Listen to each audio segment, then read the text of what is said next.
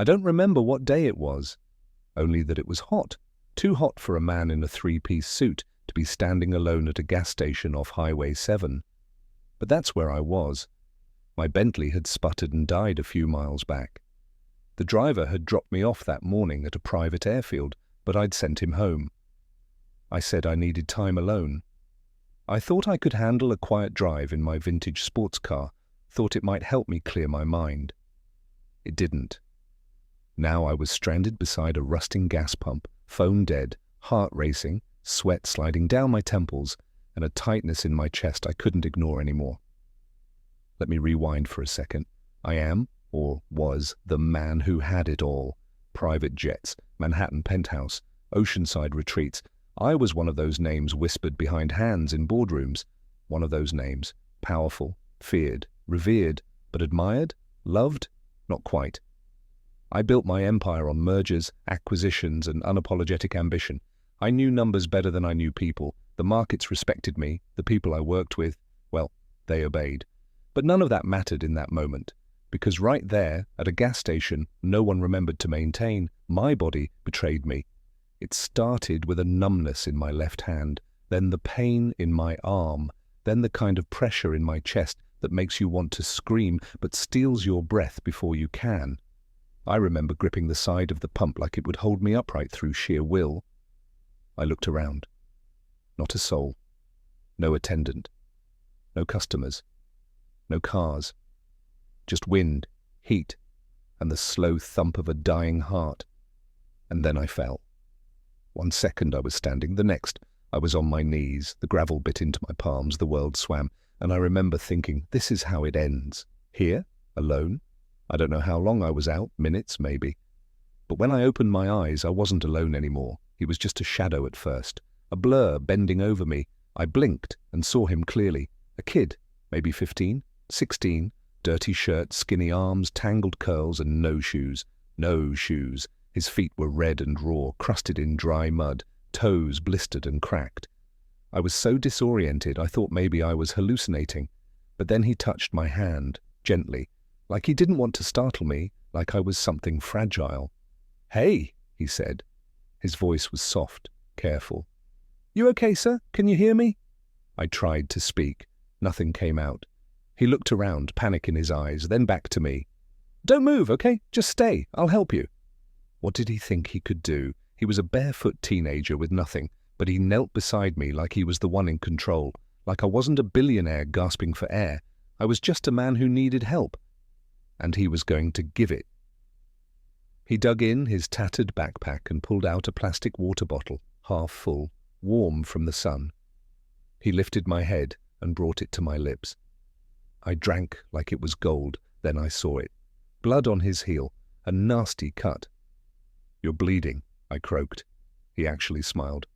"So are you, on the inside, I think." I wanted to laugh. I couldn't. I watched him stand. He looked down the road, squinting into the heat waves. And then he ran. No phone, no ride, no clue if anyone was even out there. But he ran, barefoot, into the distance. For a stranger. For me.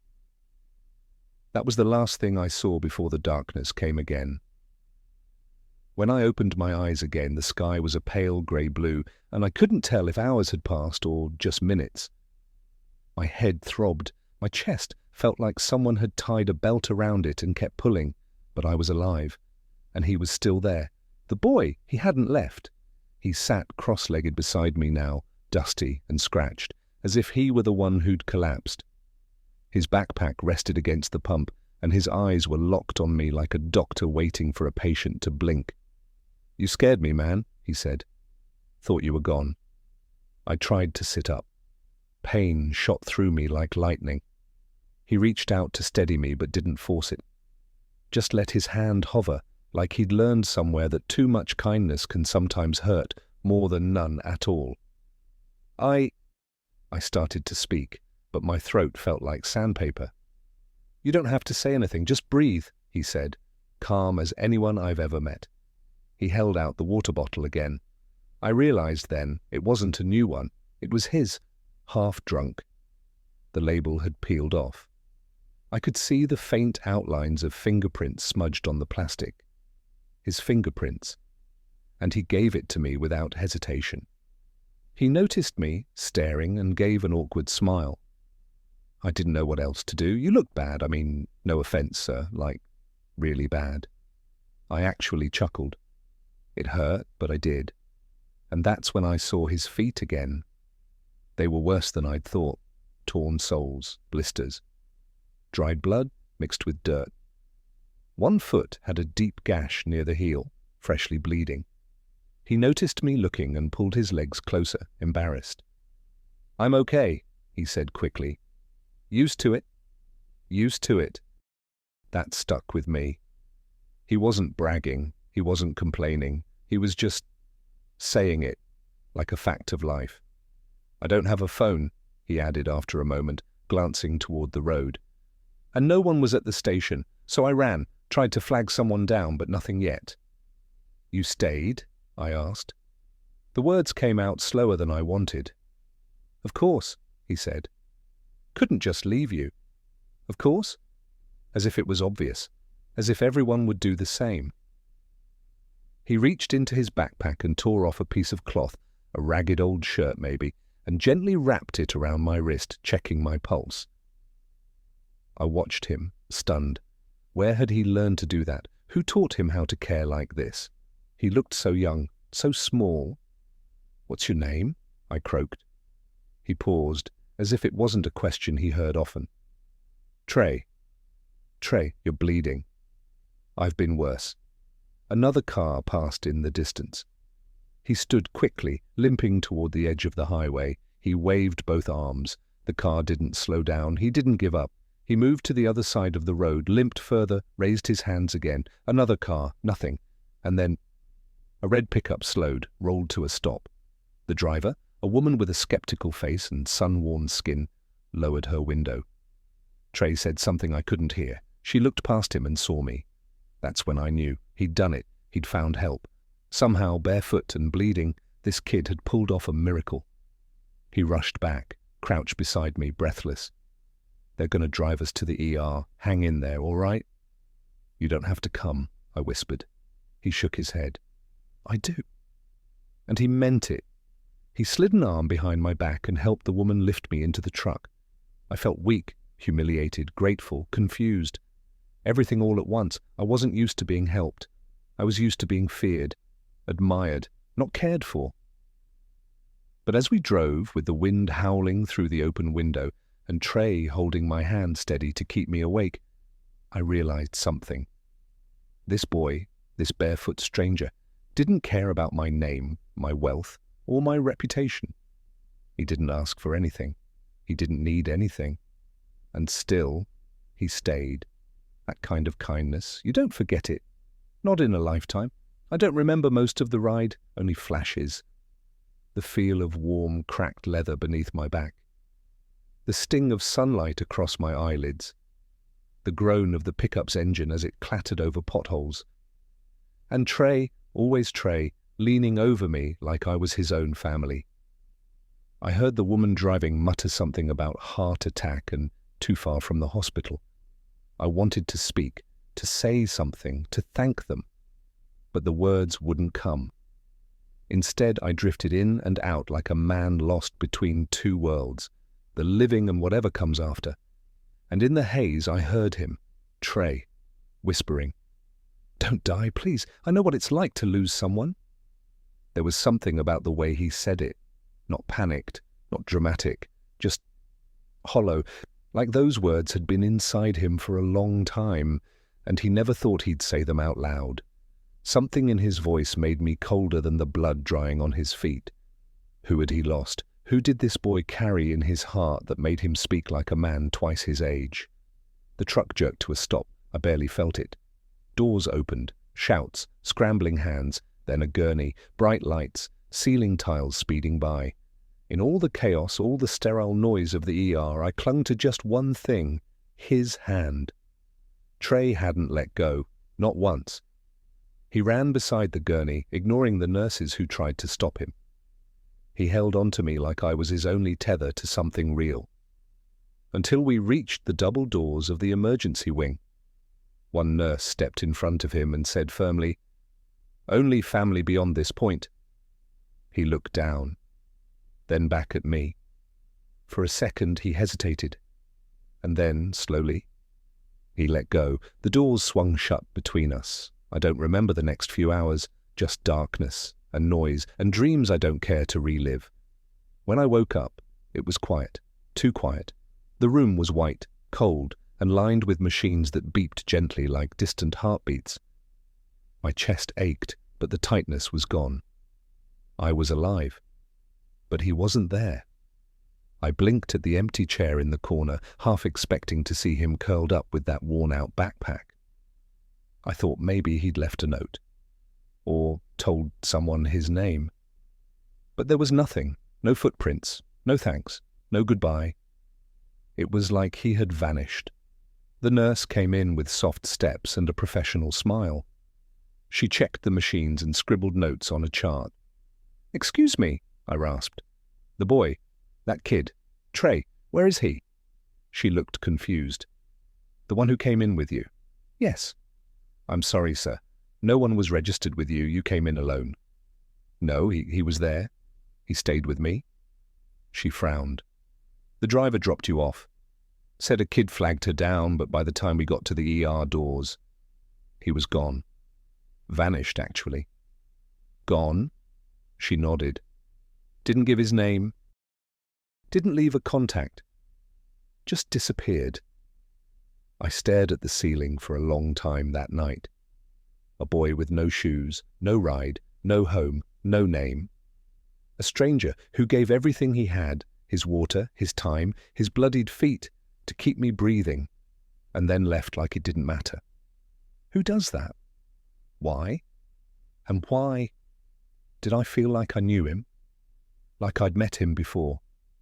Or maybe that I should have. I was out of the hospital in 4 days. Doctors said it was a mild heart attack, manageable, recoverable. I nodded, thanked them, and signed the release papers with a hand that couldn't stop shaking. But it wasn't my heart that felt broken. It was something deeper, because the moment I stepped outside into the crisp morning air with the city skyline peeking over the hills, I realized I hadn't dreamed him. Trey, the boy with no shoes, the boy who ran barefoot into the unknown to save me, the boy who vanished the moment I could finally say, "Thank you." I wasn't going to let it end like that. At first, I tried the basics. I went back to the hospital, asked for security footage, ER logs, anything that could point to who brought me in. They had nothing. "The driver just dropped you off," they said. She didn't know the boy either. I tracked the pickup down through traffic cams, an older woman named Ellie Mae. She told me Trey never said his last name. Just called himself Trey, and that was it, she said. Seemed like a sweet kid. Limped off after we got you inside. Wouldn't take a ride. Didn't want money. Didn't want money? Of course he didn't. I hired 3 private investigators. Described him in detail. Age, race, height, the cut on his foot, his clothes, his backpack, the highway, the gas station, the way he said, "You're going to be okay." Nothing. For weeks. Nothing. Then one morning, nearly a month after the incident, I made a decision. I drove myself back to where it all happened. Same gas station. Still half abandoned, one working pump, and dust in the air. Nothing had changed, except me. I walked to the spot where I fell. I stood there for a long time, just breathing, remembering. And that's when I saw it. Not on the ground, not in plain sight, but tucked between the old billboard post and the base of the pump. A folded scrap of paper held in place by a small flat stone. I don't know what made me notice it. Call it fate. Call it instinct. Call it a whisper from the part of me that still believed in things I used to mock. I picked it up, and there it was. His handwriting, shaky, uneven, written in blue ink like from a cheap school pen. It said, "I don't need anything. I just didn't want to watch you die. I believe people can change. I hope you do. Trey. That was it? No contact, no address, just those words. And they hit harder than the heart attack ever did. I folded the note, slowly, like it was sacred, and pressed it to my chest. That night I didn't sleep, not because I was angry or confused, but because something in me had woken up, something I'd buried a long time ago. A need to understand. Why did this boy help me? Why leave without reward? Who was he? And why did his words feel like more than a message? They felt like a mirror, like he knew who I was, what I was, or maybe, more terrifyingly, who I used to be.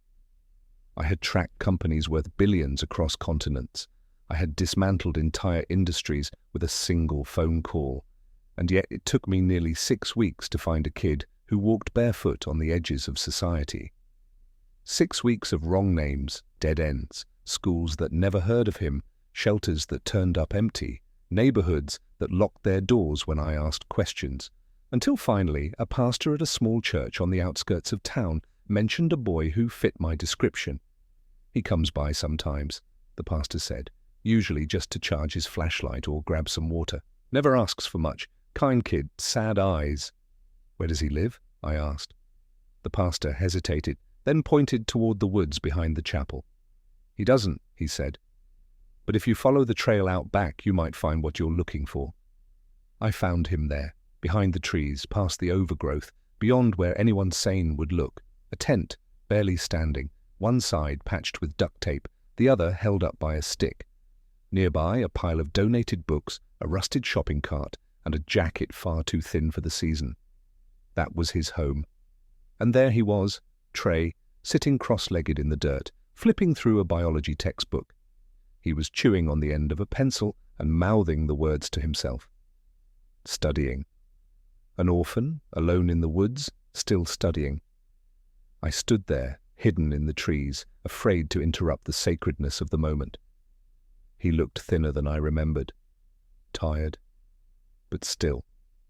There was something bright in his eyes, something whole, despite everything around him being broken. He didn't know I was watching, and maybe that was for the best, because in that moment, I saw the truth. He didn't save me because he was lucky or kind or raised right. He saved me because he understood pain, because every day he woke up and faced it. And still he smiled. I watched him gather his things into a threadbare backpack. He folded a blanket like it was made of gold. He even brushed off the pages of his book before slipping it inside. I stepped out from the trees. "Trey," I said. He froze, turned slowly, recognition in his face, and something else, disappointment. "You found me," he said. I nodded. "I figured you would," he added. "People like you always get what they want." I wanted to argue, but he wasn't wrong. I wanted to thank you," I said. "For what you did." He shrugged. "You already did." "No, I mean really thank you, help you, get you out of this." He looked down at his feet, still shoeless, then back at me. "Why?" he asked. Not angry, just genuinely confused. "Because you feel guilty?" I didn't answer right away, because he wasn't wrong about that either. "I think I owe you more than just thanks," I finally said. "I owe you a chance." "A chance?" He smirked, not cruelly, just tired. "I've had plenty. They just don't last long. I can make this one last." He shook his head. "No offense, sir, but I don't need a mansion. I don't need your suits or your cars." "Then what do you need?" He paused, thought about it, and said, "A reason to believe in people again." That stopped me cold, because how do you give that? How do you buy back someone's faith in the world? You can't. You earn it. I was prepared to offer him everything. I'd already drawn up documents, trusts, scholarships, housing plans. I had lawyers waiting, a private school willing to take him in with full accommodations, and even a custom pair of sneakers with his name stitched into the heel. It was everything I thought a kid like Trey needed. And yet, when I offered it to him, Sitting across from me at a diner with peeling booths and buzzing lights, he just smiled and said, "Thanks. But can I ask for something else?" I blinked. "Of course. Anything." He didn't hesitate. "A ride." I laughed. Thought he was joking. "A ride?" "To my job," he nodded. "I work at the thrift store 2 towns over on Saturdays. It's hard to get there with no car." I sat there, stunned. "You want me to drive you to work?" "That'd help, yeah," he said. Then he added, almost offhandedly, "Also, there's a school event this week. I told my class you might come talk." I set my coffee down slowly. He didn't want a mansion, didn't want a car, didn't want a scholarship or inheritance or spotlight. He wanted me to talk. "Why?" I asked. What would I even say? He looked at me then, not as the man who collapsed at a gas station, but as the man who built empires from glass towers. "Tell them the truth," he said, "that people can change, that money doesn't fix everything, that being important doesn't mean you matter more." 3 days later, I stood in front of 200 high school students in a gym that smelled like sweat and old linoleum. Most of them didn't look up. Some whispered, some crossed their arms and stared at the floor. I cleared my throat. "My name is James Calloway," I began. "Some of your parents might know me as the man who built Calloway Capital, but that's not why I'm here." I looked over to the bleachers. Trey sat in the corner, arms wrapped around his knees, quiet, watching. "I'm here," I said, "because one of your classmates saved my life." That got their attention. I told them everything. The gas station, the collapse, the barefoot boy, the water bottle, the pain. And then I told them who I really was. I told them about the people I stepped on to rise, the family I neglected. The lies I told to convince myself I was the hero of my own story. I told them how I once believed wealth was proof of worth, and how a boy with nothing proved me wrong. My voice cracked more than once. I didn't mean to cry, but I did, right there in front of teenagers who'd probably never cried in front of each other themselves. And you know what? They listened. Because I wasn't powerful anymore, I was just real. After the assembly, some students stayed behind. They asked questions. One girl said, "My brother sleeps in his car too." One boy said, "I want to start a business, not to get rich, just to get out." And in the middle of it all, Trey walked up beside me. "You did good," he said, smiling. I shook my head. "You did good." He shrugged. I just asked, "You showed up." Then quietly, so quietly I almost missed it, he added, "Promise me you won't just change for me, change for the others." And I knew in that moment, this wasn't just about a second chance. It was a test. Not of wealth, not of reputation, but of heart. It's strange the way some people pass through your life like a whisper and still leave you screaming inside. Trey never asked for anything, not once, not after saving my life, not after refusing my offers, not even after convincing me to stand in front of 200 teenagers and break open my soul. He changed my world, then walked right back into his. But I couldn't walk away, not again, not now, so I made a promise. Not just to him, but to the version of myself I met lying helpless beside that rusty gas pump, and I kept it. Today there's a building with glass walls and soft lighting in the center of a forgotten neighborhood most people still avoid. It's not fancy, no marble columns, no gold nameplates, but inside there are racks of new shoes, shelves stacked with fresh socks, clean showers, warm meals, a tutoring center, a small library, a safe place to sleep, and at the entrance there's a plaque that reads, "Trey's House, where every step matters," founded in honor of a boy who believed people could change. We've already helped over 12,000 kids. Some come for sneakers, others stay for months. We don't ask for their pasts, we just help them walk into their futures. Every pair of shoes given away includes a small note stitched inside the tongue, a message written in Trey's own words, "I believe people can change. I hope you do." I haven't seen him since that school event. I've looked, Believe me, I have. I've returned to that tent behind the church. I've asked kids at every outreach program in the city. I even went back to the gas station. But Trey, he's a ghost, a miracle with muddy feet. Some say he moved out of state. Some think he was never really just a kid. I don't know. All I know is this.